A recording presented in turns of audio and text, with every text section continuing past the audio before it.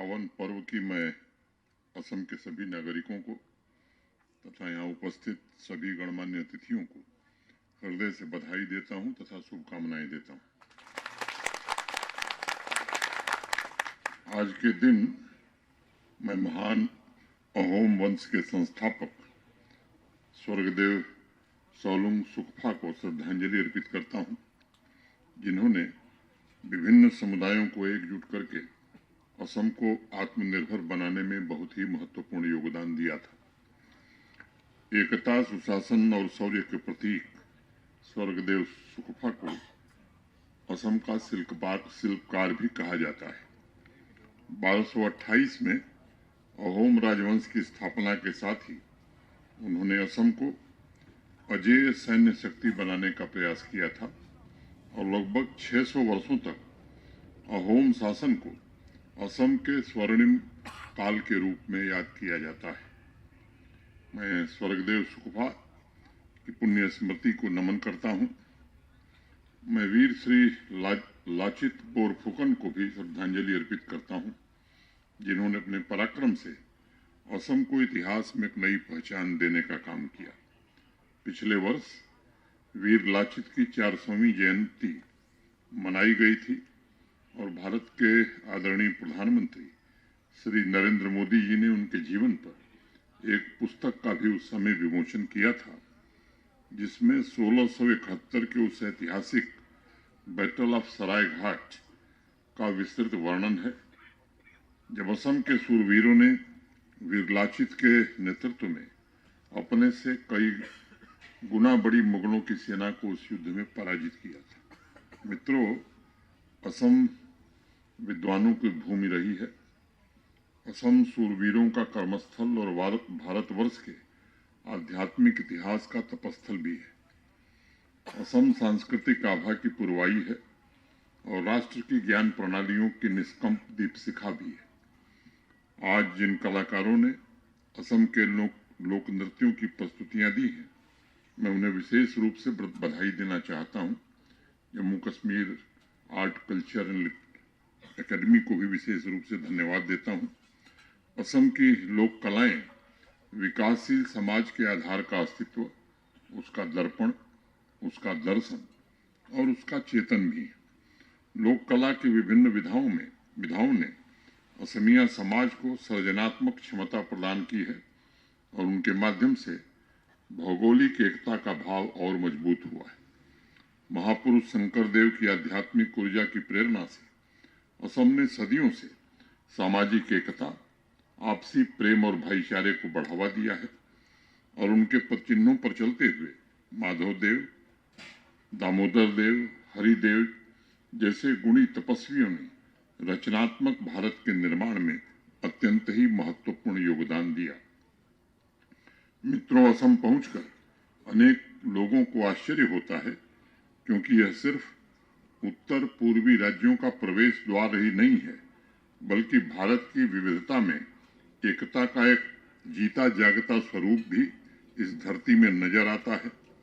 प्राचीन काल से ही तमाम जातियां, जनजातियां, संप्रदाय असम आए और वहां समाज में ऐसे घुल मिल गए जैसे ब्रह्मपुत्र नदी में छोटी छोटी धाराएं सहज रूप से समाहित हो गईं। कैवर्त, हीरा, सूत, हालय, बकलियाल, कछारी, मदाही, बोडो, बांग्ला भाषी समुदाय, रियांग, बराही, होम, असमिया कुमार, असमिया सिख जैसे तमाम संप्रदायों ने विभिन्न भाषाओं और संस्कृति को अक्षुण्ण रखते हुए संपूर्ण समाज को भारतवर्ष की मूल चेतना से जोड़े रखा।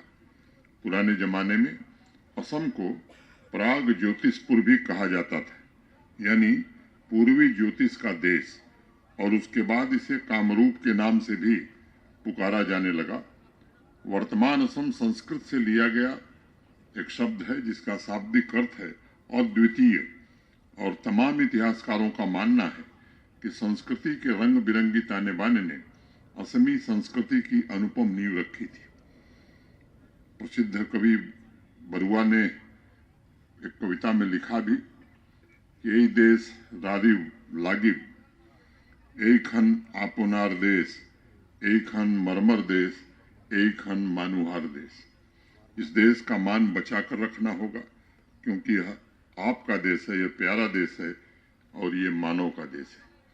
15वीं शताब्दी में जिस समय पूरे देश में भक्ति आंदोलन करवट ले रहा था, उस दौरान शंकर देव ने असम के सांस्कृतिक और आध्यात्मिक जीवन में एक नई क्रांति पैदा की थी। उनके बाद के वर्षों में महाभारत, रामायण और भागवत पुराण के अनुवाद, धार्मिक गीत या बर गीत ने असम को एक सूत्र में पिरोकर रखा। अहोम राजाओं के शासनकाल में ऐसे अनेक बहुमूल्य ग्रंथों की रचना हुई, जिनके बारे में पढ़कर मुझे व्यक्तिगत रूप से ये अनुभूति होती है कि जम्मू कश्मीर की ही तरह असम में भी ज्ञान, विज्ञान, साहित्य की विलक्षण प्रतिभाओं ने जन्म लिया था और समाज में नए विचारों की अनेक क्रांतियां पैदा हुई थी। इंग्लिश राइटर गियर्सन ने लिखा है कि असम में मेडिसिन, ज्योतिष, मैथमेटिक्स, आर्किटेक्चर, नृत्य, संगीत जैसे क्षेत्रों में एक से बढ़कर एक पुस्तकों की रचना हुई और आध्यात्मिक ग्रंथों में मानव चरित्र को उसका प्रमुख विषय भी बनाया गया। मुझे उसकी एक झलक 1864 में जन्मे असम के महान कवि लक्ष्मीनाथ बेजबरुआ की कविता में दिखाई पड़ती है। बाटर दुबरी बन गदगद परा, तारो एटी पाते दिए स्वर्गर बतरा। यानी रास्ते के रौदे जाने वाले घास का एक पत्ता भी स्वर्ग का ही संदेश देता है। सोचिए, जिस आसाम में घास को भी स्वर्ग का संदेश देने वाला समझा जाता हो, वहां व्यक्ति के आंतरिक सृजन और परिवेश में किस प्रकार का सामंजस्य रहा होगा। और इसलिए मैं मानता हूं कि असम भारत की सांस्कृतिक विरासत का ऐसा जीवंत प्रतिबिंब है, जिसे जितना अधिक जानने की कोशिश की जाएगी, समझने की कोशिश की जाएगी, उतना ही उसकी स्वर्णिम आभा से रूबरू हुआ जा सकेगा। इसलिए कई बार असम का जिक्र करते हुए मुझे राष्ट्रकवि रामधारी सिंह दिनकर की एक कविता याद आती है। प्रिय दर्शन इतिहास कंठ में आज ध्वनित हो काव्य बने, वर्तमान की चित्रपटी पर भूतकाल का संभाव्य बने। विभिन्न विचारधाराओं के समन्वय से उत्पन्न हुई असम की संस्कृति की प्राचीन और शानदार विरासत को नौजवान पीढ़ी को भी जानने और समझने की आवश्यकता है, ताकि वह इस विरासत को तथा उसमें मौजूद विविधता को समृद्धशाली बना सके। मित्रों, विविधता में एकता हमारी सबसे बड़ी विशिष्टता है और अगर आप उस दृष्टिकोण से देखेंगे तो सभी धर्मों के सहअस्तित्व, सभी संस्कृतियों के प्रति सम्मान के जीवंत दर्शन से विश्व के सभी राष्ट्र भारत के प्रति आकर्षित हुए हैं। कल दुबई में United Nations climate change conference में माननीय प्रधानमंत्री श्रीमान नरेंद्र मोदी जी ने कहा था कि हमारी संस्कृति एवं संस्कार में ही प्रकृति की समृद्ध का संस्कार भी है। अथर्ववेद में तो कहा गया है, यह सदस्यो वरुणो यो विदेश्य, यानी वरुण देवता हमारी अपनी भूमि के हैं और साथ ही वह विदेशियों के भी हैं। असम की संस्कृति में भी ऐसी ही विविधता दिखाई पड़ती है। और चंद्र कुमार ने असमिया में लिखा, मानु है देव, मानु है सेव, मानु बिने नाई केव। अर्थात मानव ही देव है, मानव ही सेव्य है और मानव के बिना कोई नहीं। सर्वजन हिताय की इस भावना का असम के साहित्य, भाषा, कला, संगीत, नाटक, हस्तशिल्प और वास्तुकला पर बहुत ही समृद्धकारी प्रभाव पड़ा है। साहित्य में भोलानाथ, हेम गोस्वामी, लक्ष्मीनाथ बेजबरुआ, ज्योति प्रसाद, पार्वती प्रसाद बरुआ, डॉक्टर भूपेन हजारिका आदि विद्वानों ने अपनी रचनाओं द्वारा असम की विविधता, उसके सौंदर्य, उसकी भौतिक प्रगति में अटूट आस्था प्रकट की तथा भारतवर्ष के सांस्कृतिक गौरव में नए भावों और विचारों को भी जोड़ने का काम किया। उत्सव, त्योहारों जैसे बिहू, काती बिहू, माघ बिहू, अम्बुबाची मेला, डोल यात्रा के इर्द गिर्द आयोजित किए जाने वाले नृत्य संगीत के कार्यक्रमों, बोडो समुदाय के बागुरम्बा नृत्य, भावना नाटक की महान परंपराओं के माध्यम से भारत की भावात्मक एकता को भी मजबूती मिली है।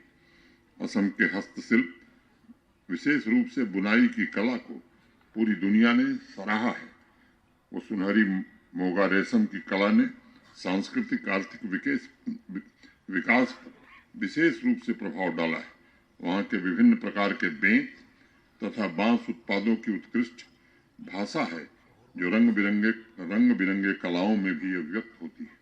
असम की चाय सिर्फ एक उत्पाद नहीं है, बल्कि दुनिया के करोड़ों परिवार के जीवन का आज वो अभिन्न अंग बन गया है। मित्रों, मैं समझता हूँ कि आज असम के ऐतिहासिक सांस्कृतिक समृद्धि के प्रति देशवासियों में एक नई जागरूकता आई है, जिसने एक भारत श्रेष्ठ भारत की भावना को नई शक्ति प्रदान की है और असम के प्रति देशवासियों में आकर्षण भी पैदा हुआ है। असम दिवस तथा अन्य राज्यों के स्थापना दिवस के कार्यक्रम महान व्यक्तित्वों को स्मरण करने, विभिन्न संस्कृतियों एवं समाज में मौजूद मानवता के महान मूल्यों, समानता, एकत्व, समन्वय और आपसी प्रेम को एक दूसरे से साझा करने का माध्यम भी बन रहा है। अंबिका गिरी ने असमिया में लिखा है, येतिया ई फाले चाओ प्रेम कहे देखा पाओ। जब जिस ओर देखता हूँ प्रेम ही दिखता है।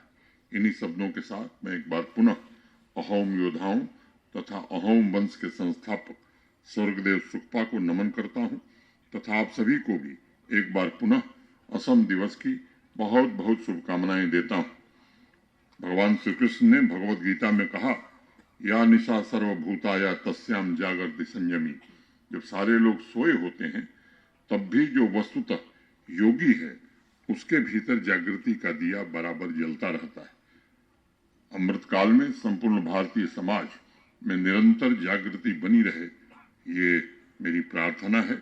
मैं यहाँ आए हुए सभी अतिथियों के प्रति मैं हृदय से आभार व्यक्त करता हूँ।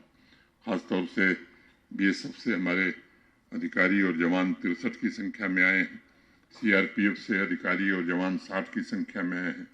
आईआईटी जम्मू से हमारे 9 मेहमान हैं। आईआईएम जम्मू से 13, एसएम वीडीयू से 5 और स्कास्ट जम्मू से 9। इन सब लोगों का मैं हृदय से स्वागत करता हूं। भरत जी हमारे जो Jammu Kashmir academy of art and culture को देखते हैं, हर कार्यक्रम में इनका सहयोग, इनके टीम का सहयोग बहुत ही निरंतर रहता है।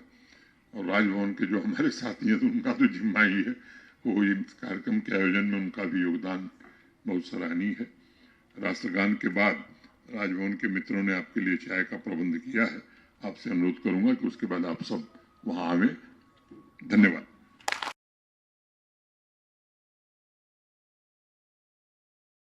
Subscribe to our YouTube channel News DNN by clicking the bell icon. Don't forget to like, comment and share.